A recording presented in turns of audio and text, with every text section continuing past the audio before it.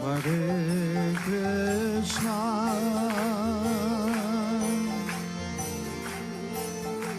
Hare Krishna,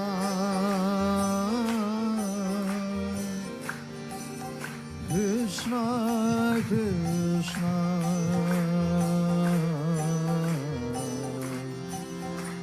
Hare Hare,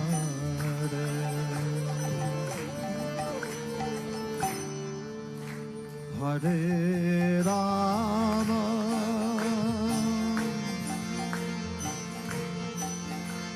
Hare Rama,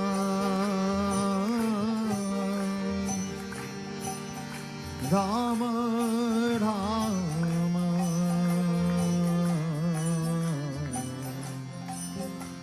Hare Hare,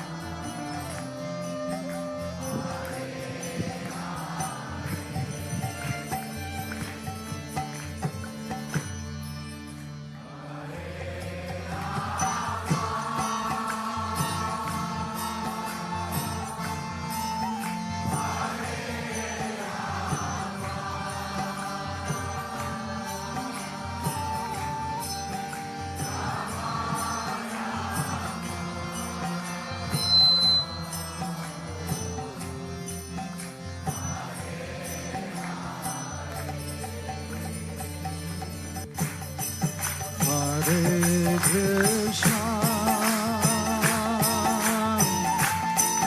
Hare Krishna, Krishna Krishna, Hare Hare, Hare Rama, Hare Rama, Rama Rama,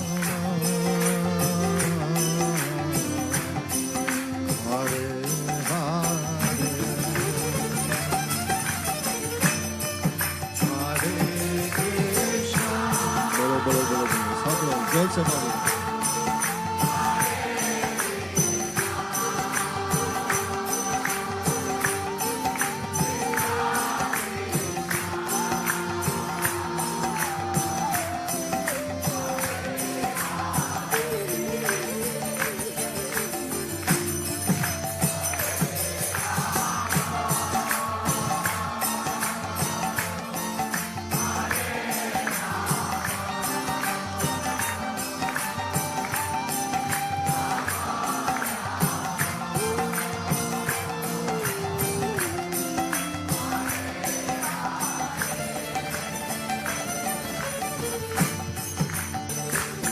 Hare Krishna,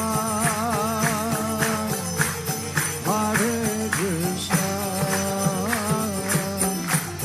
Krishna Krishna, Hare Hare, Hare Rama, Hare Rama, Rama Rama,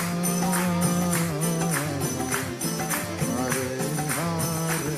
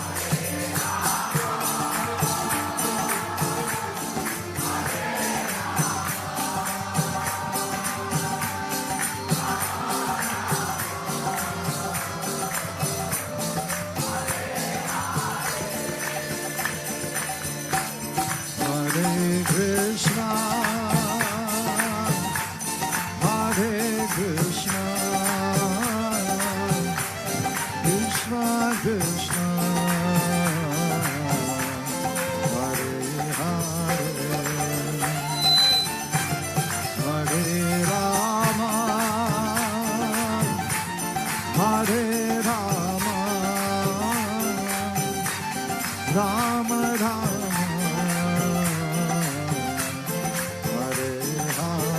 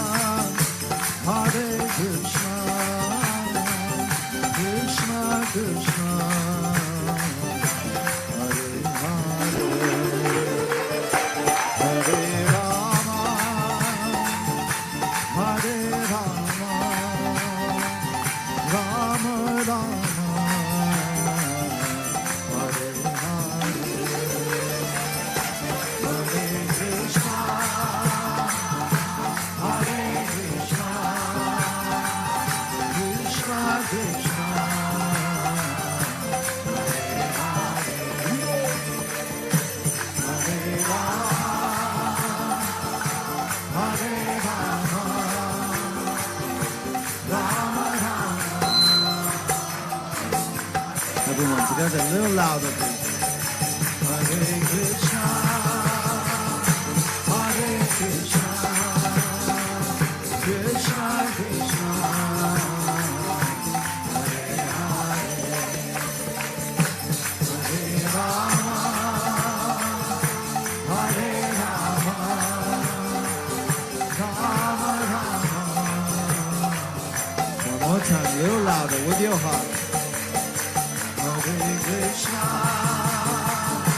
Hare Krishna, Krishna Krishna, Hare Hare,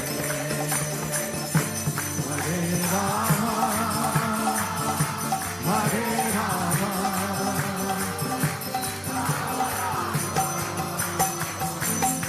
one more time, a little louder, everybody. Hare Krishna, Hare Krishna, Krishna Krishna, Hare Hare, Hare Rama,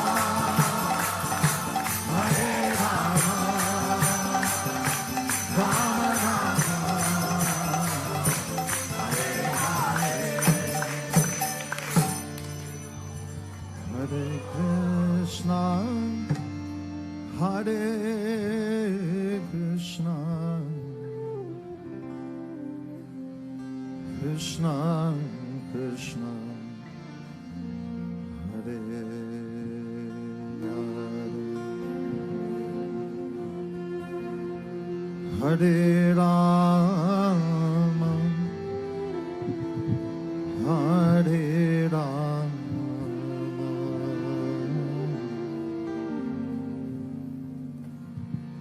Rama Rama, Hare Hare.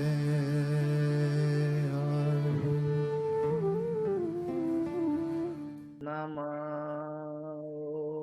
विष्णुपदाय कृष्णप्रेष्ठाय भूतले श्रीमते जय पताका स्वामी इति नामिने नमः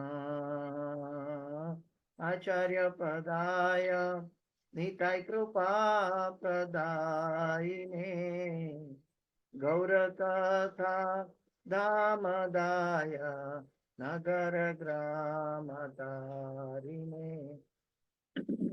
नमः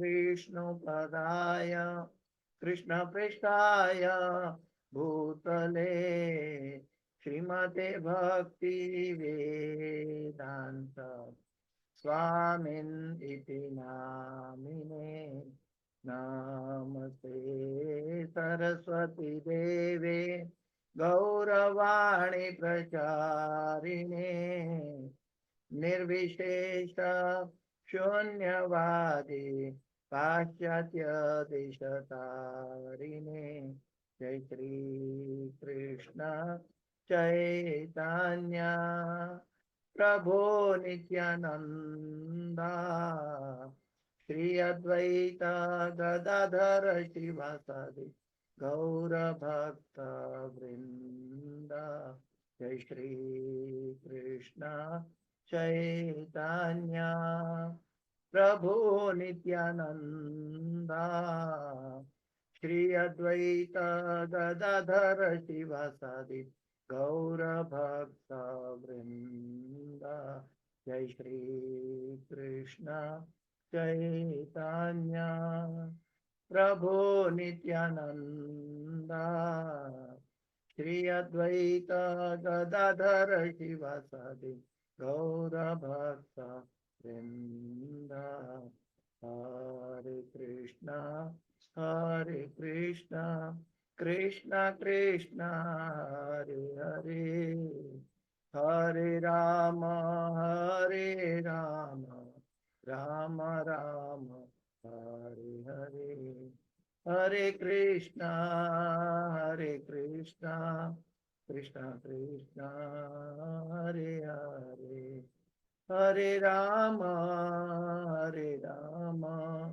राम राम हरे हरे हरे कृष्णा कृष्णा कृष्णा हरे हरे हरे राम राम राम हरे हरे हरे कृष्णा कृष्णा हरे हरे हरे राम राम राम हरे हरे गोविंद जय जय गोपाल जय जय राधा रमण हरि गोविंद जय जय हरे कृष्णा कृष्णा हरे हरे हरे राम राम राम हरे हरे हरि नाम संकीर्तन यज्ञ की जय समावेत भक्त वृंद की जय शिल प्रभुपाद की जय गुरुदेव महाराज की जय समावेत भक्त वृंद की जय ओम अज्ञानतिमिरान्धस्य ज्ञानाञ्जनशलाकया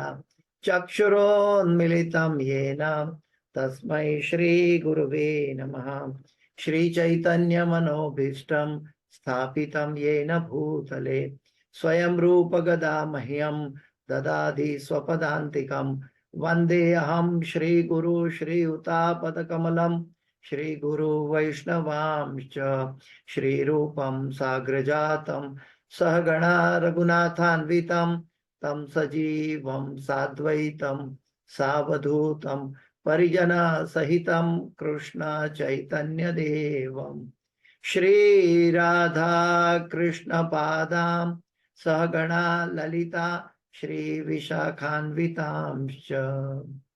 हे कृष्ण करुणा सिंधु दीनबंधो जगतपते गोपेश गोपिका कांत राधा कांत नमोस्तुते।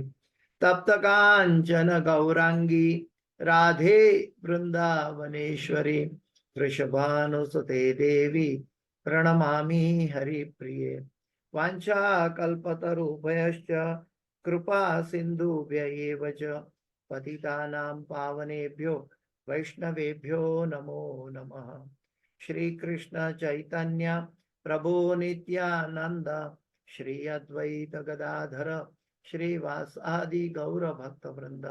हरे कृष्णा कृष्णा कृष्णा हरे हरे, हरे राम राम राम हरे हरे।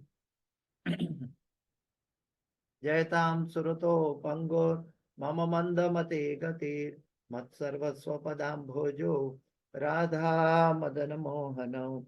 कृष्णाय वासुदेवाय देवकी नंदनाय च नंद गोपकुमाराय गोविंदाय नमो नमः, गोविंदाय नमो नमः, गोविंदाय नमो नमः। नमः पंकजनाभाय नमः पंकजमालिने नमः पंकजनेत्राय नमस्ते पंकजांग्रिये। पंचतत्वात्मकं कृष्ण भक्तरूप स्वरूपकं भक्तावतार भक्ताख्यं नमामि भक्तशक्तिकम्।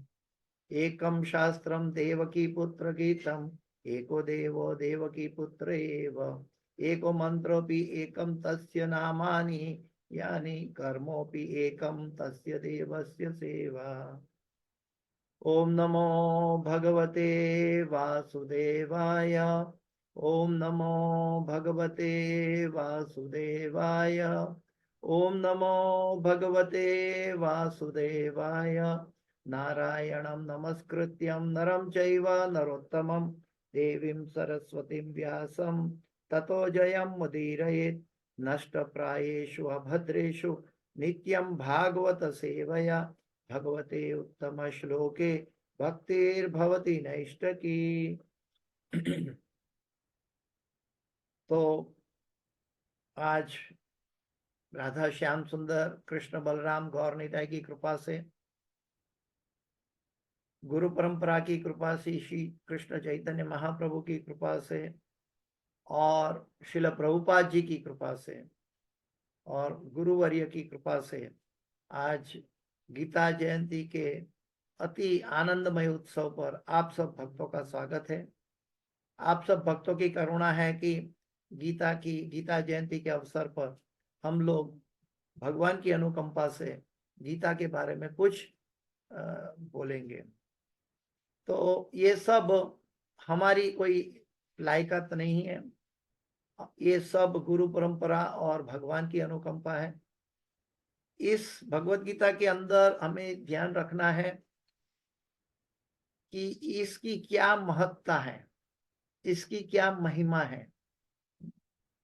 गीता महात्म्य के अंदर पद्म पुराण में एक श्लोक 7वां नंबर का एक श्लोक है, एकम शास्त्रम देवकी पुत्र गीतम। ये भगवान का गीत है।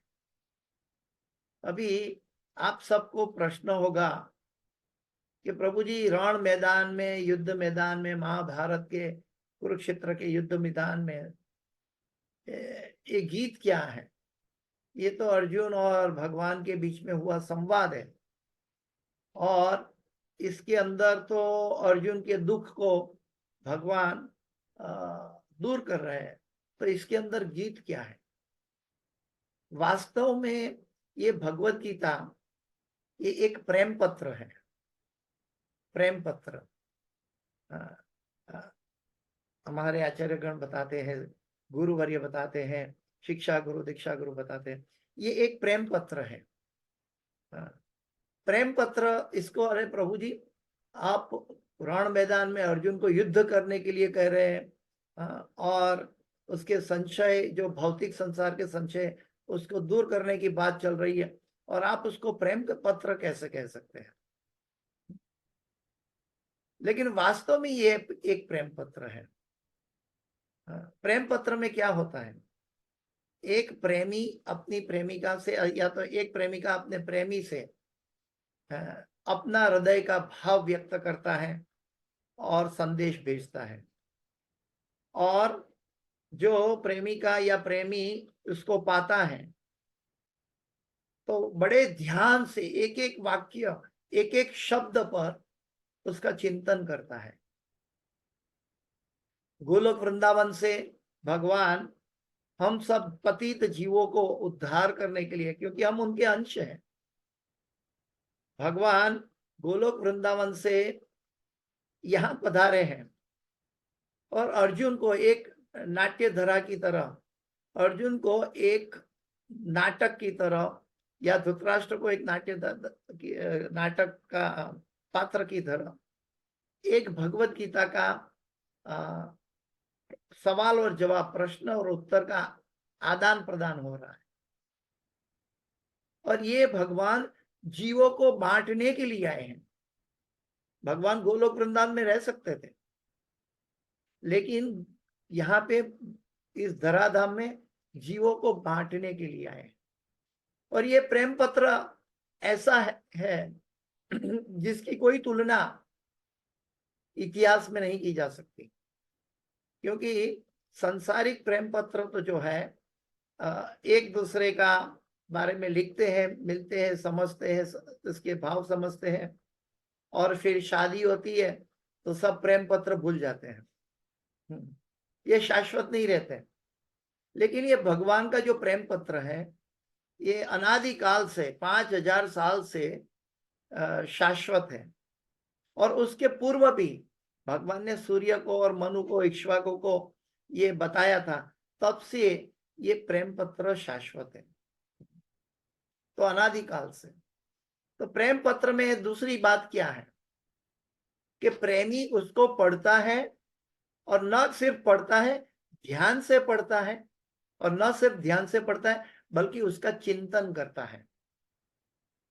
और आज का दिन कितना शुभ अवसर है कि आज वो प्रेम पत्र की आविर्भाव तिथि है, गीता जयंती। वो एकादशी के दिन है। कुरुक्षेत्र के मैदान में भगवान ने अर्जुन को गीता सुनाई, वो एकादशी का दिन है। और धर्म क्षेत्र कुरुक्षेत्र का मैदान है, महाभारत का युद्ध होने जाने वाला है, और उसके बीच ये भगवत गीता सुनाई। तो अभी प्रश्न ये उठता है कि एकम शास्त्रम देवकी पुत्र गीतम, इसको एक शास्त्र कैसा कहा? नहीं तो कहते हैं तर्को प्रतिष्ठो श्रुतियो विभिन्ना मतिर्न कृष्णे परतो सतोवा, मिथो भी पद्यते। जो तर्को प्रतिष्ठो, सभी लोग अपने अपने तर्क प्रकट करते हैं, श्रुतियो विभिन्ना है, शास्त्र अनेक है, वेद अनेक है, वेदों की रुचा अनेक है, लेकिन तर्को प्रतिष्ठा श्रुति विभिन्न मतिर्न कृष्णे परतो सतोवा। तो इसके अंदर कृष्णमति जहां पे नहीं आती है, जहां पे सकाम कर्म की बात आती है या अहम ममेती बात आती है, तो ये तो सब एक सांसारिक मूल्य है। लेकिन जो भगवत गीता है वो शाश्वत मूल्य की ओर ले जाने वाला है। दूसरी बात है, पत्र तभी लिखा जाता है कि प्रेमी और प्रेमिका अलग अलग जगह में रहते हैं। तो भगवान गोलोक वृंदावन में शाश्वत रहते हैं, वृंदावन धाम में शाश्वत रहते हैं, और भगवान के बिछड़े हुए जीव इस भौतिक जगत में जन्म मृत्यु जरा व्याधि के परिवर्तन में घूम रहे हैं।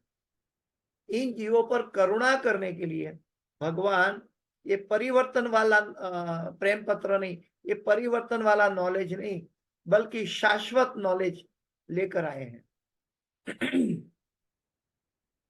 एको शास्त्रम, अभी हम इसको भौतिक चीजों से न देखकर एक आध्यात्मिक आध्यात्मिक चीजों से न देखकर एक भौतिक चीज से उसको मापने की कोशिश करें। भौतिक चीज, अगर कहीं बुद्धिजीवी वर्ग को ऐसा होगा कि ये एको शास्त्र, आप तो प्रभु जी बायस हो, आप कृष्ण भक्त हो, आप भगवत गीता की बात कर रहे हो, भागवत की बात कर रहे हो, what about Shiv Puran, what about Devi Puran, what about another religion, another shastra. तो एको शास्त्र देवकी पुत्र गीतम कैसा? तो पूरे ब्रह्मांड के प्रागट्य के अंदर ये भगवत गीता एक ही ऐसा शास्त्र है कि दुनिया के कोई शास्त्र में ये चीज पाई नहीं जाती। बुद्धिजीवी वर्ग के लिए मैं कह रहा हूं, जो एकेडमिकली उसको एनालिसिस करना चाहता है, उनको मैं चैलेंज दे रहा हूं। भगवान ने स्वयं अपने हाथों से, अपने मुख से चैलेंज दी है। ये चैलेंज क्या है कि अगर हम संस्कृत ग्रामर जानते हैं, संस्कृत व्याकरण जानते हैं, तो इसके अंदर 2 लाइन के श्लोक और 4 लाइन की ऋचा है। 2 लाइन के श्लोक में 8 अक्षर और 4 स्टांजा है, मतलब 8 चौक 32 अक्षर का एक श्लोक है, और 11 अक्षर के 4 लाइन 44 अक्षर की ऋचाएं हैं।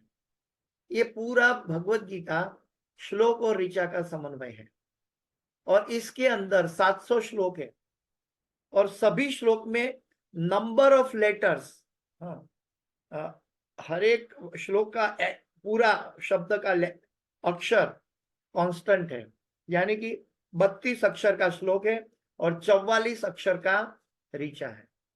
अर्जुन ने तरह तरह के प्रश्न किए हैं, भगवान ने तरह तरह के जवाब दिए हैं।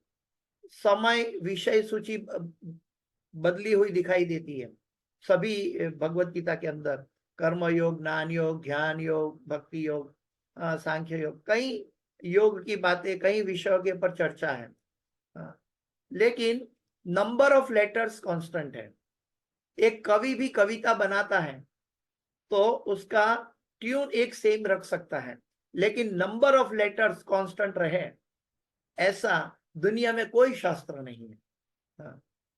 तो इससे क्या साबित होता है कि ये अपौरुषेय है, ये कोई मनुष्य का बनाया हुआ नहीं है। इससे उपरांत ये इसको क्या बोलते हैं, फैब्रिकेट, कंपोज नहीं किया गया है।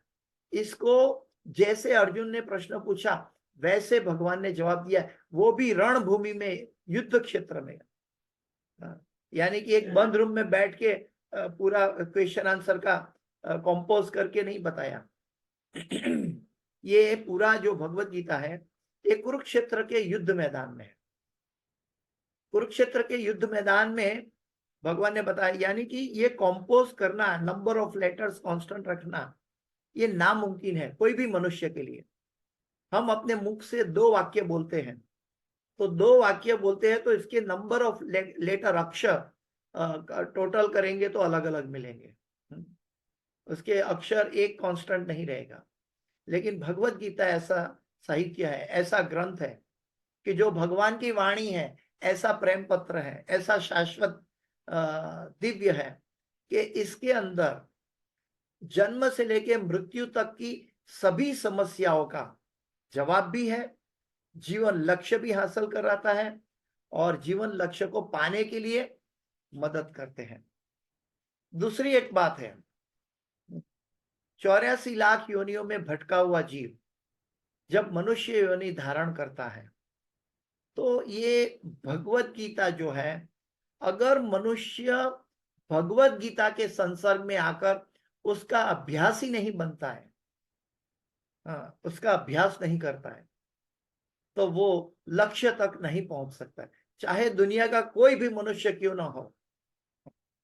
लेकिन भगवत गीता जो है, उसके अंदर हमें सही दिशा मिलती है, सही दिशा का पोषण होता है और सही मार्ग में लेकर जाता है।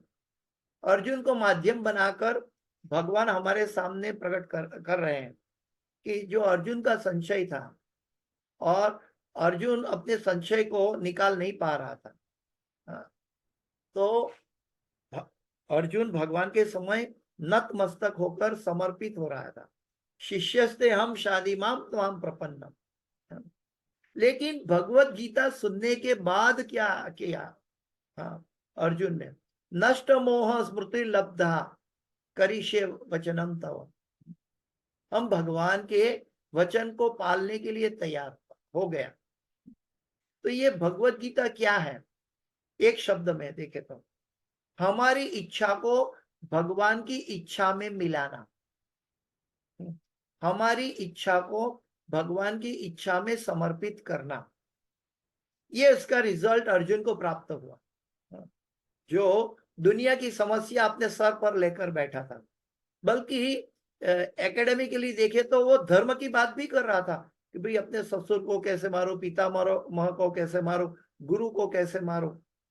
लेकिन फिर भी भगवान ने इतने बड़ी बड़ी समस्या का एक पानी का बूंद जैसा बना दिया और आखिर में उनके सभी प्रश्नों का सही उत्तर देकर उनका मोह नष्ट कर दिया। और अंत में अर्जुन तैयार हो गया भगवान के आदेश का पालन करने के लिए। अर्जुन भगवान को भगवान के रूप में समझने के लिए तैयार हो गया। हाँ, तो ये भगवत गीता है कि जो हमें समझाती है कि मैं कौन हूं, भगवान कौन है, मेरा भगवान के यार क्या क्या रिश्ता है, भगवान तक कैसे पहुंचा जाता है और मेरा जीवन लक्ष्य क्या है और उसको कैसे मैं प्राप्त करूं। इसके बीच में मनोधर्म, मेरा सबसे बड़ा जंगली घोड़ा मन है, उसको कैसे मैं मात करूं, मेरे जंगली घोड़े मन को कैसे, क्योंकि 99% लोग जो भगवत गीता का अभ्यास नहीं करते वो अपने मन को नहीं मार सकते, वो अपनी बुद्धि से भगवत गीता के उपदेशों को एनालिसिस करते हैं, बल्कि ये अपने बुद्धि से भी पर है। हमें उसमें भी गुरुवर्य ऐसी भक्ति वेदांत स्वामी श्रील प्रभुपाद जी ने इस्कॉन के अंतर्गत जो हमें भगवत गीता दी है, तो वो भगवान के उपदेश को इतना रसमय और पचाने के लिए योग्य बनाकर एक टीस्पून फीडिंग के रूप में हमारे सामने तात्पर्य के रूप में एज इट इज यथारूप प्रकट किए हैं।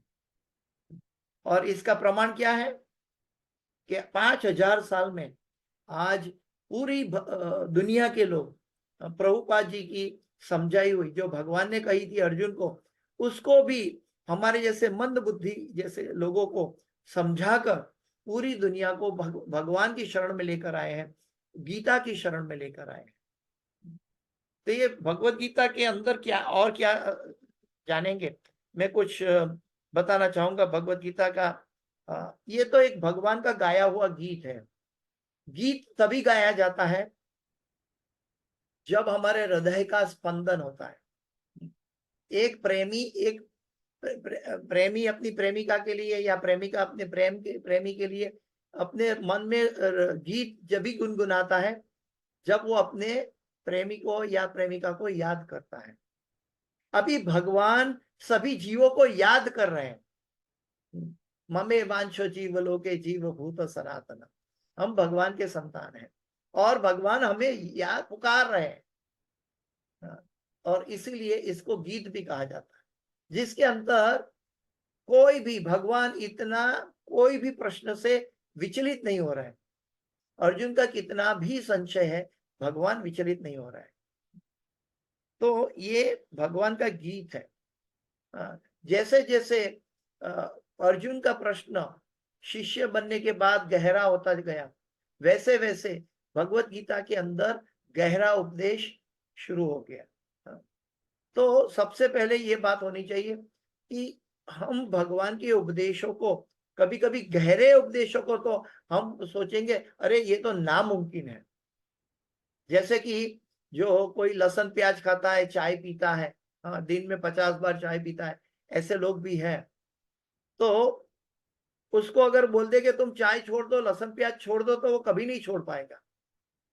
लेकिन आज भगवत गीता की बदौलत हम देखते हैं कि सारे पाश्चात्य जगत के लोग मांसाहार और दारू का सेवन भी छोड़कर और वैष्णव और सादा जीवन स्वीकार कर जी रहे हैं और चल रहे हैं। उतना ही नहीं, बल्कि पूरी इस्कॉन की वर्ल्ड वाइड सेंटरों में आज भगवत गीता का मैराथन चल रहा है। तो ये भगवत गीता का गीत है, ये एक प्रेम पत्र है। इसके अंदर और एक जानकारी है, ये 700 श्लोक की भगवत गीता के अंदर धृतराष्ट्र ने एक श्लोक बोला है, श्री कृष्ण भगवान ने 575 श्लोक बोले हैं, 575। अर्जुन ने 83 श्लोक बोले हैं, 83 श्लोक अर्जुन ने प्रश्न किए हैं, और संजय ने 41 श्लोक बोले हैं, 41। तो अर्जुन का 83 श्लोक, संजय का 41 श्लोक, और श्री कृष्ण भगवान का जवाब 575 है। अभी भगवत गीता किसके समक्ष बोली जा रही है? अर्जुन के समक्ष। लेकिन साथ साथ कौन सुन रहा है? तो संजय के जरिए धृतराष्ट्र सुन रहे हैं। धृतराष्ट्र पर कोई भी असर नहीं हो रही है, बल्कि वो अपनी आसक्ति और मोह में पड़ा है, अंधा है। वो शरीर से भी तो अंधा है, लेकिन अपनी बुद्धि से अंधा है। क्योंकि जब भगवान एक साथ दो एपिसोड रजू कर रहे हैं, एक तरफ अर्जुन है, एक तरफ धृतराष्ट्र है, दोनों भगवत गीता सुन रहे हैं, एज इट इज यथारूप सुन रहे हैं। जब तक हमारा अज्ञानता, अंधकार नहीं मिटेगा, हमारा ममेती नहीं मिटेगा, हम भगवत गीता को नहीं समझ पाएंगे। धृतराष्ट्र की तरह, दुर्योधन की तरह, जब तक हमारा ममेती नहीं जाएगा, तब तक हम भगवत गीता सुनना, समझना या इसका पालन करना नेक्स्ट टू इम्पॉसिबल होगा। तो जितनी मात्रा में हम समर्पित होते हैं, उतनी मात्रा में हम भगवत गीता को समझ पाएंगे। तो इस ब्रह्मांड में ऐसा कौन मूर्ख जीव होगा कि ऐसा शास्त्र, ऐसा दिव्य शास्त्र कि जो 5000 साल से शाश्वत है, वेद, उपनिषद, ये पुराण, ये भगवत गीता, ये सब 5000 साल से शाश्वत है, क्योंकि ये भगवान की ओर ले जाने वाली दिशा है। जैसे वेदों को कहा गया, ये वेद क्या है? वेद एक जंगल की तरह है। वेद एक जंगल की तरह है। और उपनिषद क्या है? तो उपनिषद उसके ऊपर खिले हुए पुष्प है। उपनिषद उसके ऊपर खिले हुए पुष्प है। तो गीता क्या है? भगवत गीता क्या है? तो गीतोपनिषद कहा जाता है। गीता भी एक उपनिषद कहा जाता है। तो गीतोपनिषद क्या है? तो वो फूल का बनाया हुआ हार है जो भगवत गीता के रूप में हमें मिला है। तो वेद एक जंगल है, जंगल के अंदर कई वृक्ष होते हैं, कई पेड़ पौधे होते हैं, उसके अंदर पुष्प लगते हैं। ये सभी पुष्पों का एक हार बना दिया जाए तो वो गीतोपनिषद है। इसका मतलब क्या है? ये वेद, उपनिषद, पुराण, सभी संहिता, सभी का सार है। और जो मनुष्य जीवन में इस सार के प्रति अपना जीवन का कार्य नहीं करता, यानी कि गीता का अभ्यास नहीं करता, उसको जीवन का लक्ष्य भ्रमित रहता है। वो तो इसलिए तो चैतन्य महाप्रभु कहते हैं, यही रूपे ब्रह्मांडे भ्रमिते कोनो भाग्यवान जीव, गुरु कृष्ण कृपाए पाए भक्ति लता बीज। अभी इसके बारे में हम बाद में चर्चा करते हैं। अभी ये प्रेम पत्र के अंदर हम जब प्रेमी को प्रेम पत्र मिलता है तो क्या होता है? वो उसको अपने मंदिर में रखकर उसकी सेवा पूजा नहीं करता, बल्कि क्या करता है? उसको पढ़ता है और क्या करता है? चिंतन करता है। ये चिंतन करता है प्रेमी। तो ये भगवत गीता भगवान ने 5000 साल तक शाश्वत रखी है, और ये शाश्वत रहेगी। कभी भी हम चले जाएंगे, लेकिन आने वाले जीवों के लिए शाश्वत रहेगी। तो भगवान ने हमारे लिए कई सालों पहले ये भगवत गीता का ज्ञान का प्रकाश तैयारी करके रखा है। तो ये भगवत गीता जो है, ये हम समझ सकते हैं कि इस ब्रह्मांड में हमारे अनुभव से, हमारे पिता के अनुभव से, ज्ञानी जनों के अनुभव से, गुरुवर्य के अनुभव से देखते हैं कि भगवान के शब्द, भगवान की दिया हुआ प्रकाश, ज्ञान के अलावा कुछ भी शाश्वत नहीं रहता। तो बुद्धिमान व्यक्ति वो है जो शाश्वत चीज को पकड़ता है। बाकी हम धन दौलत, उम्र, हमारा शरीर, हमारे विचार, ये सब में परिवर्तन होता है। इच्छाओं का परिवर्तन होता है, शरीर का परिवर्तन होता है, जन्म मृत्यु जरा व्याधि का परिवर्तन होता है, युगों का परिवर्तन होता है, दिनों का परिवर्तन होता है, समय का परिवर्तन होता है। लेकिन एक चीज जो है परिवर्तन नहीं होता, वो है भगवान का दिया हुआ ज्ञान, और वो है, इसका जो सार है वो भगवत गीता है। और हम सब कितने सौभाग्य है हमारे अंदर कि आज वो भगवत गीता की बर्थडे यानी कि आविर्भाव तिथि है। और गुरुवर्य की कृपा से, भगवत गीता की अनुकंपा से, भगवान की अनुकंपा से आज हम सुबह सुबह भगवत गीता के बारे में चर्चा कर रहे हैं। तो भगवत गीता एक सामान्य ग्रंथ नहीं है। आइए देखते हैं और क्या है, इसका चिंतन भी करना है। एक बार श्रील प्रभुपाद जी को एक शिष्य था, तो प्रभुपाद जी ने उनको पूछा कि तुम क्या भगवत गीता का अभ्यास कर रहे हो? तो वो शिष्य ने कहा कि नहीं, मैं प्रभुपाद जी, मैं हर रोज भगवत गीता पढ़ता हूँ। तो प्रभुपाद जी ने फिर से पूछा, क्या आप भगवत गीता का अभ्यास कर रहे हो? तो वो शिष्य कहते हैं, मैं हर रोज भगवत गीता पढ़ता हूँ। तो प्रभुपाद जी ने तीसरी बार पूछा, क्या क्या आप भगवत गीता का अभ्यास करते हो? तो तीसरी बार वो नहीं समझ पाया और वो बोला कि मैं हर रोज भगवत गीता पढ़ता हूँ। तो प्रभुपाद जी ने उनको समझाया, हम न्यूज़पेपर पढ़ते हैं लेकिन स्कूल की पुस्तकें का अभ्यास करते हैं। हमें भगवत गीता का अभ्यास करना है, पढ़ने के लिए नहीं पढ़ना है बल्कि अभ्यास करना है, क्योंकि ये शाश्वत ज्ञान है। हमारा मन का परिवर्तन हो जाएगा, हमारा शरीर का परिवर्तन हो जाएगा, लेकिन इसके अंदर जो ज्ञान है जीवन के हर समय में, हर पहलू में हमको साथ देगा, हमारा साथ निभाएगा। तो ये एक चीज है। आगे बताया, भगवत गीता से क्या तीन चीज जो होती है, जो हमारे जीवन की सबसे बड़ी समस्या है, जो हम भगवत गीता के अलावा उसको हल करना पार्शियली कर सकते हैं लेकिन पूर्णतया नहीं कर सकते। हाँ, तो वो तीन चीज हमारी समस्या हल हो जाती है। कौन सी? एक तो शोक हमारा नष्ट हो जाता है। हमारा शोक, अर्जुन को शोक था पहला अध्याय में, अर्जुन विषाद योग, उसमें शोक था अर्जुन को। तो शोक कैसे कैसे खत्म होता है कि हमारे अंदर पहले तो क्या शोक आता कैसे है कि कुछ चीज मुझे नहीं मिल रही है, दूसरों को मिल रही है। हाँ, मेरी इच्छा है लेकिन मुझे नहीं मिल रही है, तो उसका शोक होता है।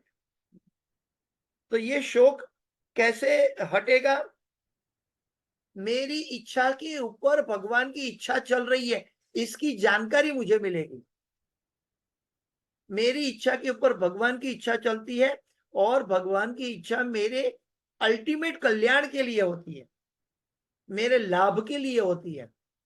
जो मैं अपनी इच्छा से अपना लाभ हासिल करना चाहता हूं, उससे भी अधिक, कई गुना अधिक भगवान की इच्छा में मेरा अल्टीमेट लाभ प्राप्त हो सकता है। इसीलिए हमारा शौक नष्ट हो जाता है। तो यानी कि कोई चीज मिले या ना मिले जीवन में, संसार में, लेकिन जो हमारे लिए श्रेयस करे भगवान हमको ला कर देंगे।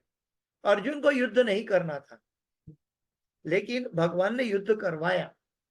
अर्जुन की इच्छा थी मैं युद्ध ना करूं, लेकिन भगवान की इच्छा थी ये धर्म युद्ध होना चाहिए, क्षत्रिय धर्म का पालन होना चाहिए, उसको कायर नहीं बनना चाहिए। लेकिन भगवान ने साथ साथ अर्जुन को और भी निकटता प्रदान किया। क्या है वो हम बाद में चर्चा करते हैं। दूसरी चीज क्या होती है, एक तो शोक का नाश हो जाता है, दूसरा मोह का नाश हो जाता है। हमारे अंदर मोह होता है कि अगर मुझे ये मिलता तो अच्छा लगता, और ये तो मुझे मिला है, मेरी चीज है, ये मेरी चीजों में, भौतिक पदार्थों में मैं आसक्त हो जाता हूँ। हाँ। लेकिन जब पता चलता है ईशावास्यम इदम सर्वम यत् किंचित जगत्याम जगत, सभी चीज, हर भूमि गोपाल की है, भगवान की है। भगवान के अलावा मेरा कोई अस्तित्व नहीं है। मेरा शरीर भी भगवान का है, मेरा विचार भी भगवान मुझे मापने के लिए, मुझे शुद्धिकरण करने के लिए दे रहे हैं कि मैं कैसे भगवान से विलग हो रहा हूं। मेरा विचार भगवत गीता के विचार से कैसे डिफर कर रहा है, बिल्कुल विपरीत दिशा में जा रहा है, लेकिन फिर भी उसको कैसे मोड़ के मैं अपना विचार भगवान के विचार में मिला देता हूं, तो मेरा मोह नष्ट हो जाता है। कि अगर मुझे ये मिलता, अगर ये मेरे से चला गया, ये मोह नष्ट हो जाता है। मुझे मालूम है कि मेरे लिए जो आवश्यकता होगी वो भगवान कैसे भी समय से पहले प्रदान करेंगे। अनन्याश्चिन्तयन्तो मां ये जना पर्युपासते तेषां नित्याभियुक्तानां योगक्षेमं वहाम्यहम्। योगक्षेमं वहाम्यहम् सुहृदं सर्वभूतानां। ये सब रत्न है, ये डायमंड है, प्लेटिनम से भी अधिक कीमती रत्न है कि जो भगवान ने हमें प्रदान किया है सुरक्षा के रूप में, निष्ठा पाने के लिए। आगे क्या होता है, हमारा भय चला जाता है। भय क्यों आता है, जब हम सोचते हैं ये मेरे पास है, बड़ी बड़ी कीमती चीजें, इतनी सोना मोहर है, इतने पैसा है, तो मैं मेरा पैसा संभाल के बैंक में रखता हूँ, अपनी सोना मोहर संभाल के बैंक के लॉकर में रखता हूँ। तो मुझे जो कीमती दिखाई देता है उसको मैं संभाल के गुप्त तरीके से रखना चाहता हूँ। उसकी अगर वो किसी को पता चल जाएगा तो कोई लूट लेगा, तो इसका भय मुझे सदैव रहता है। लेकिन जब पता चलता है कि ये सारी चीज भगवान ने मुझे टेम्पररी पकड़ने के लिए दिया है। आप देखेंगे कि ब्रह्मा जी ब्रह्मलोक के सामने मनुष्य जीवन, ब्रह्मा जी की 1 मिनट, कुछ मिनट या क्षण यहाँ का 1 साल हो जाता है। और भगवान ब्रह्मा जी की कुछ मिनट है, कुछ दिन, दिन भी नहीं, कुछ मिनट है, हमारा 100 साल का आयुष्य पूरा हो जाता है। तो ब्रह्मा जी भी भगवान महाविष्णु की एक सांस से ब्रह्मा जी की आयु पूरी हो जाती है। तो भगवान कृष्ण ने, भगवान विष्णु ने या ब्रह्मा जी ने हमें कुछ चीज पकड़ के रखने के लिए दिया है। कभी कभी हम बोलते हैं ना, मुझे कुछ काम है, थोड़ा आप ये पकड़ के रखिए, मैं 2 मिनट में लेता हूं, तो हम दूसरे के हाथ में पकड़ने के लिए देते हैं। तो उन्होंने ब्रह्मलोक की या वैकुंठ लोक की कुछ क्षण, कुछ मिनट हमें भौतिक संपत्ति या भौतिक शरीर पकड़ने के लिए दिया है। हाँ, ये हमारा नहीं है। हाँ, ये तो है, भगवान मांगेंगे तो देना है उनको, चाहे शरीर हो, चाहे मन हो, चाहे इच्छा हो, चाहे कोई भी कीमती चीज हो, ये सब भगवान का है और भगवान को देना है। तो जब हम ये चीज समझेंगे तो भगवान का एक नाम है अभय, तो हमारा भय दूर हो जाएगा। ये एक कीमती चीज में संभाल के रखना है, लेकिन मैं भगवान स्वयं मांग रहे हैं, भगवान कोई भी रूप में आके मांग सकते हैं, तो मेरा भय नष्ट हो जाएगा। यानी कि भगवत गीता से 3 चीज प्राप्त हो जाएगी, हमारा शोक नष्ट होगा, हमारा मोह नष्ट होगा, हमारा भय नष्ट होगा। और ये नष्ट हो जाएगा तब हम इक्विलिब्रियम प्लेटफॉर्म पे खड़े रहेंगे, और तब हम भगवान की भक्ति में हम अपना मन लगा पाएंगे।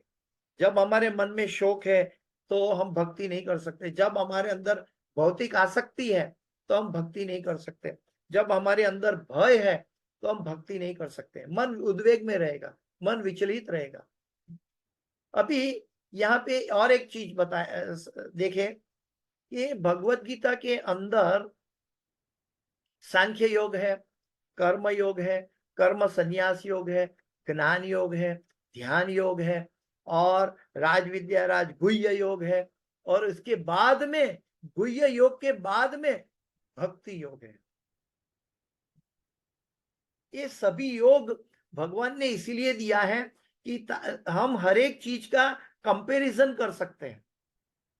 और कंपेयर, कई बार बोलते हैं कि हमें कंपैरिजन नहीं करना चाहिए, लेकिन भगवान क्योंकि हमारा स्वभाव है कंपैरिजन का, इसलिए भगवान ने कंपैरिजन दिया है कि कर्म योग कहाँ से आता है, कैसे उसका पालन होता है, उसके क्या लिमिटेशंस है, ज्ञान की क्या लिमिटेशंस है, ध्यान की क्या लिमिटेशंस है, हाँ गुह्य योग की क्या लिमिटेशंस है, और अल्टीमेटली भक्ति की क्या लिमिटेशंस है। तो भक्ति का कोई अंत नहीं है, भक्ति शाश्वत है। हाँ, तो ये भगवान ने कंपैरिजन में भक्ति का प्राधान्यता दिया है। और भक्ति का मतलब क्या है, भक्ति योग के अंदर क्या दिया है, भक्ति योग और पूरी भगवत गीता में हम देखेंगे तो भगवान ने 200 से अधिक बार 200 से अधिक बार भगवान ने एक संदेश भेजा है। क्या संदेश भेजा है? जीव को बताया है ऐसा जीव मुझे प्रिय है, आप मेरे पास आइए, आप मेरी शरण में आइए, मुझे ये अच्छा लगता है। ये सब बात उन्होंने सांख्य योग में नहीं कहा, कर्म योग में नहीं कहा, ज्ञान योग में नहीं कहा, ध्यान योग में नहीं कहा, बल्कि इवन राज विद्या राज गुह्य योग में एक आउटलाइन दी कि मन मना भव मद भक्तो मद्याजी माम नमस्कुरु। लेकिन इसका जो खजाना है वो 12वें अध्याय भक्ति योग में जाके खोला, और वो खजाना में भगवान कह रहे हैं कि मुझे क्या पसंद है। अभी प्रेम एक प्रेमी और एक प्रेमिका की, या एक प्रेमिका एक प्रेमी की अपनी भावना को, इच्छा को समझ रहे हैं, और जब उसके हृदय को समझेंगे तो उसको क्या अच्छा लगता है ऐसा बनने का प्रयत्न करेंगे। ये एक प्रेमिका पत्र है। और भगवत गीता में भगवान 200 से अधिक बार बताए कि मुझे क्या अच्छा लगता है, आपको क्या करना चाहिए। धर्म से भी ऊपर मैं बैठा हूं, धर्म का एक स्वरूप हूं, लेकिन अगर सभी धर्म छोड़ना पड़े, सभी समस्याओं छोड़नी पड़े, छोड़ दो, चिंता मत करो। हाँ, ये मेरी दी हुई है, लेकिन उसको छोड़ दो, इसके लिए झिझक को मत, आप ये मेरी शरण में आ जाओ। और जैसे भगवान की शरण में आएंगे, हाँ, तो वो गीता का अल्टीमेट उपदेश है, भगवान की शरण में आओ। और भगवान की शरण में क्या होगा? नष्ट मोह स्मृति लब्धा। तो भगवान की इच्छा, भगवान को क्या चाहिए, उस दिशा के अंदर हमारी बुद्धि कार्य करेगी। नहीं तो बहुनाम जन्मनाम अन्ते ज्ञानवामाम प्रपद्यन्ते वासुदेवम सर्वमिति स महात्मा सुदुर्लभ। तो ये भगवत गीता के माध्यम से हम मिल सकते हैं। दूसरी बात एक है कि भगवत गीता से हमें क्या प्राप्त होता है। हम एकेडमिक नॉलेज, एक मनुष्य एक डॉक्टर बनना चाहते हैं, मान लो हम भौतिक शरीर के डॉक्टर बनते हैं, तो भौतिक शरीर के डॉक्टर बनने के लिए हमारे 15 साल का अभ्यास करना पड़ता है, 15 20 17 साल अभ्यास करते हैं, और फिर भी अपने आप को आगे बढ़ने के लिए रिचार्ज रखना पड़ता है। तो ये 15 साल के अभ्यास के बाद हम उस चीज के डॉक्टर बनते हैं जो शरीर जो नाशवंत है, बल्कि डॉक्टर भी नाशवंत है। वो डॉक्टर जब चला जाएगा इस दुनिया से, तो अगले जन्म में अपना डॉक्टर का सर्टिफिकेट लेकर कार्य नहीं कर सकता। तो भौतिक जगत की एकेडमिक नॉलेज में कोई भी कार्य कर लो, कोई भी सिद्धि हासिल कर लो, कोई भी पदवी हासिल कर लो, ये सब नाशवंत है। और वो भौतिक विषय के अंदर हमें कई विषय के ऊपर पढ़ाई करनी पड़ेगी, अभ्यास करना पड़ेगा। कई उसके अंदर साइंस है, मैथमेटिक्स है, उसके अंदर साइंस के अंदर भी 3 भाग है, केमिकल है, फिजिक्स है और बायोलॉजी है, और इसके अंदर भी गहराई है। तो जेनेटिक है, मॉलिक्यूलर है, तो कई तरह का ज्ञान उसको प्राप्त करने के बाद एक डेड बॉडी, एक नाशवंत शरीर का वो डॉक्टर बन पाता है। लेकिन भगवत गीता एक ही पुस्तक है। ये भगवत गीता एक ही पुस्तक है जिसके अंदर हमें सब कुछ प्राप्त हो जाता है। जीवन का लक्ष्य, शाश्वत लक्ष्य, नाशवंत नहीं, शाश्वत लक्ष्य प्राप्त होता है। ये एक ही बुक से हमें क्या क्या प्राप्त होता है? हमें इंफॉर्मेशन मिलती है, हमारा प्योरिफिकेशन होता है, हमारी ट्रांसफॉर्मेशन होती है, हमें भगवान का प्रोटेक्शन मिलता है, हमारे विचारधाराओं में करेक्शन होता है, हमें सेटिस्फेक्शन, आत्मा का सेटिस्फेक्शन मिलता है, और हम कन्विक्शन प्रदान होता है, निष्ठा प्रदान हो जाती है, हमारा भय दूर चला जाता है कि नष्ट मोह स्मृति लब्धा करिष्ये वचनम तव, जो मैं अपनी मनोव्यथा लेकर आया था। लेकिन ये भगवत गीता के अंदर एक पुस्तक, एक ग्रंथ का अभ्यास करने से हमारे अंदर कई चीज हासिल हो जाती है। देखिए, इंफॉर्मेशन का मतलब है हम भगवत गीता का ज्ञान इकट्ठा करते हैं, कि जो ज्ञान दुनिया की ऑक्सफोर्ड यूनिवर्सिटी में भी नहीं मिलता है। श्रील प्रभुपाद जी को एक बार एक प्रवचन कर रहे थे पाश्चात्य जगत में, तो उस समय वो पब्लिक के अंदर एक यूनिवर्सिटी के वाइस चांसलर बैठे थे। तो वो वहां बैठे थे, और जब प्रभुपाद जी का लेक्चर पूरा हुआ तो वाइस चांसलर प्रभुपाद जी के पास गए और उन्होंने कहा कि प्रभुपाद जी, आप सबका समय क्यों नष्ट कर रहे हो? आप जो बात कर रहे हो 15वीं सदी की बात है, आज हम 20वीं 21वीं सदी में जा रहे हैं, और आप 15वीं सदी की 10वीं सदी की बात कर रहे हो। आप सबका समय नष्ट कर रहे हो। तो उनके बीच में वार्तालाप हुआ, प्रभुपाद जी और वाइस चांसलर के बीच में, यूनिवर्सिटी के वाइस चांसलर। और फिर आखिर में वाइस चांसलर ने अपनी यूनिवर्सिटी में रेड कारपेट प्रभुपाद जी को वेलकम किया, आमंत्रण दिया और वेलकम किया। वो डिप्लोमेटिक प्रभुपाद जी का इंसल्ट करना चाहते थे, डिप्लोमेटिक वे इंसल्ट करना चाहते थे। तो उनको यूनिवर्सिटी में बुलाया, तो वाइस चांसलर प्रभुपाद जी को लेकर जाते हैं और कहते हैं, देखिए ये हमारी फिजिक्स लेबोरेटरी, हमने यहाँ तक तहकीकात कर लिया है, ये हमारी केमिस्ट्री लेबोरेटरी, हम यहाँ तक पहुंच गए हैं, इलेक्ट्रॉन, प्रोटॉन, न्यूट्रॉन, वहां तक उसके भी आगे पहुंच गए हैं। और ये हमारी बायोलॉजिकल लेबोरेटरी है, इसके अंदर हम कहीं गहरे अभ्यास में चले गए हैं। ये सभी लेबोरेटरी में चले गए। उसके बाद में प्रभुपाद जी को कॉन्फ्रेंस रूम में बुलाया और प्रभुपाद जी के साथ चर्चा करने बैठे। बताइए, आप जो उपदेश दे रहे हैं, ये हमने जो अचीव कर लिया है, आपके उपदेश से कहीं आगे है, आप क्या कहना चाहते हैं? तो प्रभुपाद जी ने कहा कि आपके पास सोल लेबोरेटरी है, जीव की प्रयोगशाला है, आप केमिस्ट्री, फिजिक्स और बायोलॉजी कर रहे हो, लेकिन इसके अंदर अगर आत्मा, यानी कि आत्मा अगर नहीं होगी तो आप डेड बॉडी की तहकीकात कर रहे हो। इसके अंदर क्या आत्मा का विषय है? आत्मा की लेबोरेटरी है आपके पास, और बिना आत्मा आपका सभी डेवलपमेंट जीरो है। तो ये जब कहा, और उन्होंने वार्तालाप में वाइस चांसलर और वहां की बैठी हुई टीम को डिफीट किया प्रभुपाद जी ने, और उसके बाद उन्होंने आदेश दिया सरकार को कि इनकी पुस्तकें, भगवत गीता समेत इनकी पुस्तकें अभ्यासक्रम में जोड़ने की बहुत आवश्यकता है। तो ये भगवत गीता है कि जो हमें आत्मा का ज्ञान देता है, आत्म साक्षात्कार का ज्ञान देता है, एक ही भगवत गीता। तो ये इंफॉर्मेशन भी है। उसके बाद क्या होता है? प्योरिफिकेशन।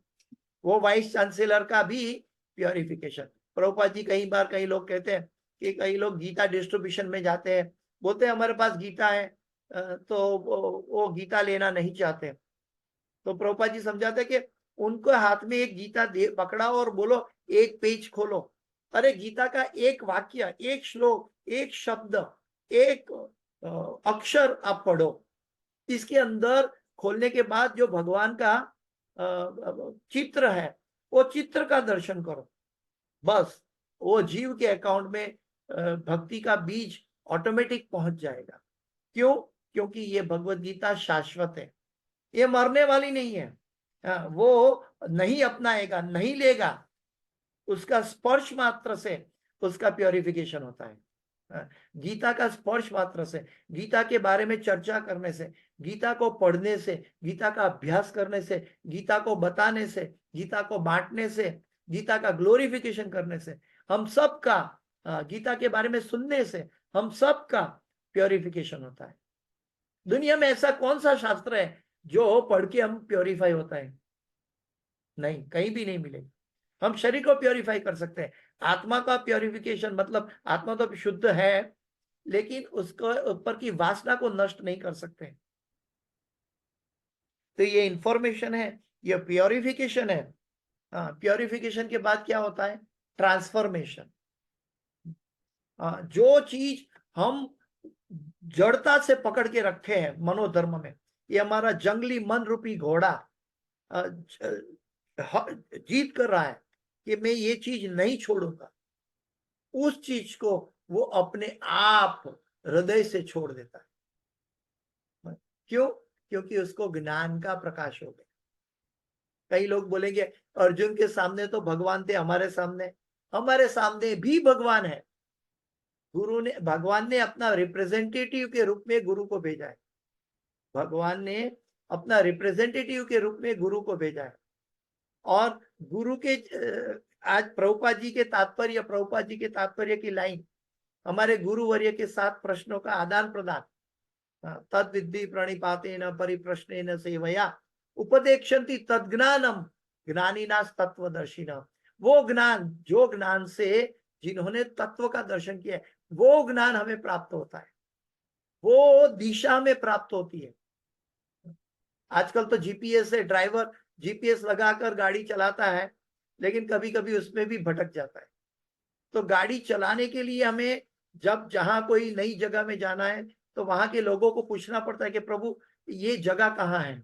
जीपीएस एग्जैक्ट लोकेशन नहीं बता पाता, थोड़ा इधर उधर होता है, कभी डेड एंड रोड पे ले जाता है, कभी पर्वत के उस तरफ हमारी चीज है और वहां से जाके पर्वत का रास्ता दिखा देता है जहां से हम जा ही नहीं सकते, ड्राइव ही नहीं कर सकते। ऐसा रास्ता भी दिखा देता है। तो मेरा कहने का तात्पर्य है कि जो व्यक्ति वो चीज जानता है उससे हमें प्राप्त करना है। ज्ञानिनास तत्वदर्शिना। तो गुरुवर्य है, भगवान की अनुकंपा से उन्होंने गीता का अभ्यास किया है, अपने गुरु परंपरा से वो ज्ञान प्राप्त किया है, और 5000 साल के बाद भी हमारे जैसे भटकते हुए जीवों को वो गुरु भगवान ने की इच्छा से गुरु हमारे जीवन में आते हैं और ज्ञान रूपी प्रकाश डालते हैं।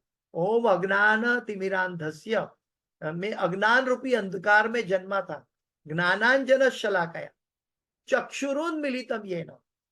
मुझे ज्ञान रूपी चक्षु देकर उन्मिलितम, मेरा मनोधर्म का अहंकार अहम ममिति को उखाड़ कर फेंक दिया। तस्मै श्री गुरुवे नमः। ऐसे गुरु को मैं प्रणाम करता हूं। तो अर्जुन भी गुरु के रूप में भगवान को स्वीकारा है। तो वही कृष्ण का उपदेश एज इट इज गुरुजन हमें बताते हैं। बोनाफाइड गुरु की बात कर रहा हूं। गुरु वो नहीं होते हैं जो कृष्ण का उपदेश नहीं, एज इट इज नहीं देते। गुरु का अर्थ है वो भगवान का, कृष्ण का मध्य में रखकर एज इट इज उपदेश दे। ट्रांसफॉर्मेशन होता है। जो चीज हम छोड़ना नहीं चाहते हैं वो स्वतः छोड़ देते हैं, क्योंकि परम दृष्टवा निवर्तते। हमें नाशवंत ज्ञान से शाश्वत ज्ञान प्राप्त हो जाता है। हम भौतिक जगत के सत्वगुण, रजोगुण, तमोगुण की सीमा से बाहर, निस्त्रयी गुण्यो भवार्जुनो, हम 3 गुणों से बाहर जा सकते हैं। इस जगत में ऐसा कौन सा शास्त्र है, एक ही शास्त्र जिसके जरिए हम ये सब प्राप्त हो सकते हैं। और उसके बाद क्या होता है, ये सब प्राप्त होने के बाद हम क्या करेंगे? हमारा ट्रांसफॉर्मेशन हो जाएगा। तो भगवान कहते हैं महात्मा नस्तु माम पार्थ दैवीं प्रकृति आश्रित, हम भगवान के आश्रय में चले जाएंगे, भगवान की आह्लादिनी शक्ति के आश्रय में चले जाएंगे, यानी कि हमारा प्रोटेक्शन होगा। हम कभी भी भगवान से बिछड़ेंगे नहीं, क्योंकि ये शाश्वत रिश्ता है और भगवान से बिछड़ेंगे नहीं। यद गत्वा न निवर्तन्ते तद धाम परमम्। तो ये भगवत गीता हमें एक अभय वरदान प्रदान करता है, तो हमारा प्रोटेक्शन भी करता है, साथ में हमारे मन के विचारों का करेक्शन भी करता है। करेक्शन का मतलब है कि हम कुछ ऐसा सोचते हैं लेकिन वो शायद सोच लंबी नहीं है, गलत है, विपरीत है या सीमित है, लेकिन उसको करेक्शन करते हैं कौन?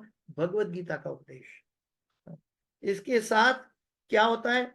हमारे मन का नहीं, हमारी बुद्धि का नहीं, हमारे शरीर का नहीं, हमारे परिवार का नहीं, बल्कि हम सभी आत्माओं का सेटिस्फेक्शन होता है। प्रभुपाद कहते हैं ना, लिव सिंपली थिंक हाईली। हम क्या क्या चीज भौतिक जगत में 15 साल पढ़ते हैं, फिर नौकर बन के नौकरी करते हैं, क्षुद्रता ग्रहण करते हैं, नौकरी करते हैं, पैसा कमाते हैं, फिर अच्छा पैसा का स्टेटस चाहिए, बंगलों का स्टेटस चाहिए, गाड़ी का स्टेटस चाहिए, परिवार का स्टेटस चाहिए, अपने संतानों का स्टेटस चाहिए, हमारे माँ बाप का रक्षक, हमारी ज्ञाति का, हमारे समाज का, हमारे राज्य का, हमारे देश का स्टेटस चाहिए, और इसके पीछे हम भ्रमित होकर जीवन नष्ट कर देते हैं। लेकिन वो भगवत गीता है, भगवान कहते हैं अरे तुम पागल है, ये सबके पीछे पड़ा है, दिशा ही विपरीत है तुम्हारी, तुम तो आत्मा है और परमात्मा का उपदेश नहीं समझेगा तब तक तो ये घर्षण होएगा। प्रकृति स्थानी कर्षति। जब तक पिता का उपदेश नहीं मानते तो बच्चे को घर्षण होता है पिता और पुत्र के बीच में, एक जनरेशन का। लेकिन ये शाश्वत है, इसमें जनरेशन गैप भी नहीं है। आत्मा को तुरंत जागृत हो जाता है, आत्मा को अनुभूति होने लगती है। तो इसके लिए जब अनुभूति होती है तब सेटिस्फेक्शन आता है, और ये सेटिस्फेक्शन शाश्वत होता है, और इसके अंदर कोई भी स्ट्रेस नहीं होता है। हमें कोई भी 15 साल की पढ़ाई नहीं, हमें गुरु के उपदेशों के ऊपर आंख बंद करके भजन करना है, कार्य करना है, विज्ञान करना है। ये गीता हमें न सिर्फ ज्ञान देती है बल्कि विज्ञान भी देती है गुरुजनों के जरिए, और इसके साथ हमारा कन्विक्शन हो जाता है। नष्ट मोह स्मृति लगता करिष्ये वचनम तव, तो हमारा कन्विक्शन हो जाता है। तो ये भगवत गीता जो है हमारे अंदर क्या क्या नहीं दे सकती, जीवन का लक्ष्य तक लेकर जाती है। लेकिन याद रहे कि अगर ये भगवत गीता जिस मनुष्य के जीवन में नहीं है वो पूर्णतया अपना लक्ष्य को प्राप्त नहीं कर सकता। इसीलिए हमें ये गीता का मोल 150 रुपया, 200 रुपया, 250 रुपया नहीं समझना है। इसके ये गीता का मोल है हजारों करोड़ रुपया भी हो तो भी ये गीता का मोल हम नहीं चुका सकते। हजारों करोड़ भी देंगे तो गीता का मोल नहीं चुका सकते। हजारों करोड़ भी देंगे तो हम अपने गुरुजनों का ऋण नहीं चुका सकते। और जब हम ऋण नहीं चुका सकते तो हम क्या करते हैं? हाँ, हम उसको प्रेम करने लगते हैं, हम उनकी गोद में जाकर बैठ जाते हैं। तो ये एक प्रेमी का प्रेम पत्र है कि वो प्रेम, वो जो उनका बच्चा है बिछड़ा हुआ है भौतिक जगत के अंदर, भगवान उसको वापस लेने आए हैं गीता के जरिए। गीता यानी ये साक्षात भगवान कृष्ण है। ये जो भगवत गीता है साक्षात भगवान कृष्ण हमारे सामने आए हैं और हमें वापस लेने के लिए, बुलाने के लिए आए हैं, और हम भगवान को जाकर आलिंगन करते हैं इस गीता को आलिंगन करने की तरह। क्यों? क्योंकि इसके अंदर ऐसा रत्न है कि जो दुनिया की कोई संपत्ति नहीं दे सकती, इसको खरीदा नहीं जा सकता। जर्मनी में एक वैज्ञानिक था, वो वैज्ञानिक ने 40 साल तक साइंटिफिक खोज की। साइंटिफिक खोज करके वो इतना पागल हो गया कि मैंने कुछ नया रिसर्च कर लिया। उन्हें 40 साल खोज करने के बाद उतनी उसकी रिसर्च में वो सक्सेस हुआ, तो वो पागलपन करने लगा, अपना कपड़ा उतार के बाजार में नंगा नाच करके दौड़ने लगा, मैंने ये पा लिया, मैंने ये पा लिया, मैंने ये पा लिया। तो वो नंगा नाच करके दौड़ रहा था साइंटिस्ट, तो उसके सामने भगवान की कृपा से एक भक्तजन मिला जो भगवत गीता को जानता था। तो उन्होंने उनको साइंटिस्ट को पूछा, तुमने क्या पा लिया? तो उन्होंने बताया कि मैंने ये विषय पा लिया, वो विषय पा लिया। तो उसमें वो भक्त कहता है, इसमें क्या बड़ी बात है, ये तो भगवत गीता में पहले से मौजूद है। जब उन्होंने उसके बाद में भगवत गीता का अभ्यास किया, वो साइंटिस्ट ने, तो फिर वो अपनी भगवत गीता को सर पे रख के दौड़ने लगा। हाँ, सर पे रख के दौड़ने लगा, मैंने दुनिया का अनमोल शास्त्र पा लिया, मैंने दुनिया का अनमोल शास्त्र पा लिया, मैंने दुनिया की अनमोल इंफॉर्मेशन पा ली। ये भगवत गीता है, ये भगवान के शब्द है, अभिन्न नाम नामीनो, ये स्वयं भगवान स्वयं है।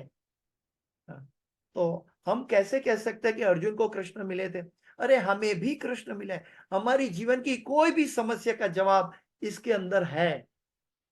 हाँ, अगर समझ में आता है तो इसके लिए हमारे गुरुवर्य है, भक्तजन का संग है, इसके सामने हम गीता के जरिए जीवन की हर समस्या का प्रश्न क्लियर कर सकते हैं। और उतना ही नहीं, ये प्रश्न क्लियर करके हम गीता प्रेमी बन जाएंगे, और जब गीता प्रेमी बन जाएंगे तो साइंटिस्ट की तरह हम पूरी दुनिया को पागल बनकर भगवत गीता का वितरण करने के लिए दौड़ जाएंगे कि चलो भाई गीता ले लो, गीता ले लो, गीता ले लो। तो गीता हमें वितरण करना, मतलब गुरु ने कहा एक क्रिया करने के लिए नहीं, हाँ, लेकिन गीता हमें ऐसा मोल दिया है जीवन का कि जो हमें गोलोक वृंदावन पहुंचाती है, वो मोल हम दूसरों को बांटते हैं। हम गीता को इतना प्रेम करते हैं कि उसकी महिमा को पुकारते हैं। जैसे एक पिता अपने संतान गोल्ड मेडलिस्ट डॉक्टर बन गया, तो सब जगह उसका अभिमान करता है, मेरा बेटा गोल्ड मेडलिस्ट है, मेरा बेटा गोल्ड मेडलिस्ट है। तो भगवान का भक्त ने ये अनुभव कर लिया कि दुनिया का अल्टीमेट ज्ञान मैंने पा लिया, तो पूरी दुनिया को बताता है ये भगवत गीता अल्टीमेट ज्ञान ले लो, अल्टीमेट ज्ञान ले लो, अल्टीमेट ज्ञान ले लो। तुम्हारा 250 रुपया, तुम 500 रुपये के तो बूट खरीदते हो, तुम एक होटल में जाते हो तो 500 रुपया 1000 रुपया फेंक देते हो, जो 6 घंटे में टॉयलेट में निकल जाता है ना? तो ये भगवत गीता है, शाश्वत है, पूरे तुम्हारे, तुम मर जाओगे लेकिन तुम्हारे परिवार को ये दिव्य प्रकाश देता रहेगा, ये शाश्वत है। तो कौन बुद्धिमान नहीं होगा कि ये भगवत गीता को नहीं अपनाए? वो तो कोई मूर्ख ही होगा कि जो नाशवंत पदार्थों के पीछे, नाशवंत रिश्तों के पीछे, नाशवंत चीजों के पीछे अपना जीवन बिता रहा है। उनको जागना होगा, ये भगवत गीता। इसलिए जागने के लिए भगवान अपने आविर्भाव हर साल लेकर आता है, अपने गुरुजनों के जरिए हमें भगवत गीता का वो मोल प्रदान करते हैं। भगवान ने संदेश भेजा है कि ये अर्जुन, तेरा और मेरा बीच में ये संवाद है, जो दूसरों को बताएगा वो सबसे ज्यादा प्रिय हो जाएगा। तो हम भगवान को सबसे ज्यादा प्रिय बनना चाहते हैं, क्योंकि हम भगवान को प्रेम करते हैं। तो इसीलिए हम भगवत गीता का वितरण करना एक प्रेम की, एक पागल प्रेमी की दशा है। हाँ, ये एक गुरु के जनों का, लेकिन क्योंकि हमारे अंदर पूरा ज्ञान नहीं है, पूरा कन्विक्शन नहीं है, इसलिए हमें ये श्रम लगता है। ये शारीरिक श्रम नहीं है, बल्कि ये पागल प्रेमी का पुकार है। तो ये भगवत गीता है। आज भगवत गीता जयंती है।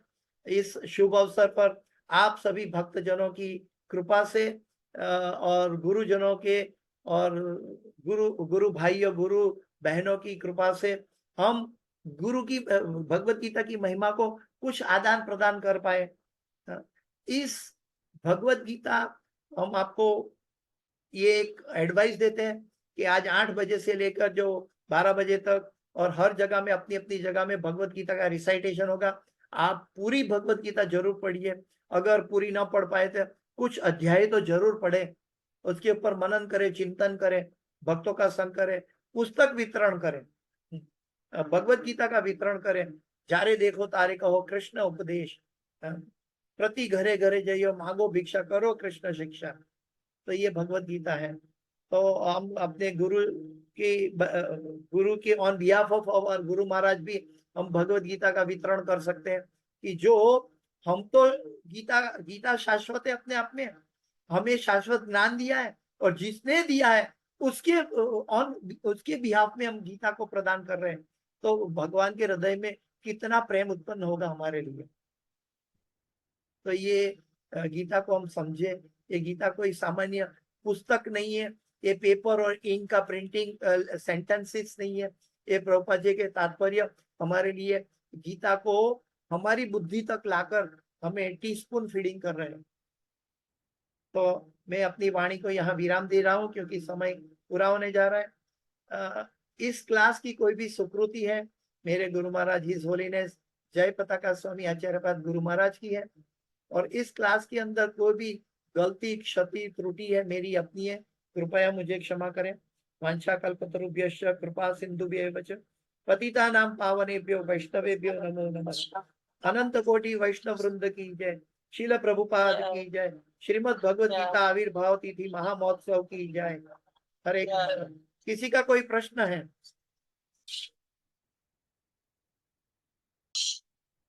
हाँ प्रभु जी, बस थैंक यू। हरे कृष्ण। जय गुरुदेव। धन्यवाद। हम गुरु महाराज के लिए एक बार हरे कृष्ण महामंत्र साथ में बोलेंगे गुरु महाराज के लिए। हरे कृष्णा कृष्णा कृष्णा हरे हरे, हरे राम राम राम हरे हरे। शिल प्रभुपाद की जय। गुरुदेव महाराज की जय। श्रीमद् भगवद गीता आविर्भाव तिथि महामहोत्सव की जय।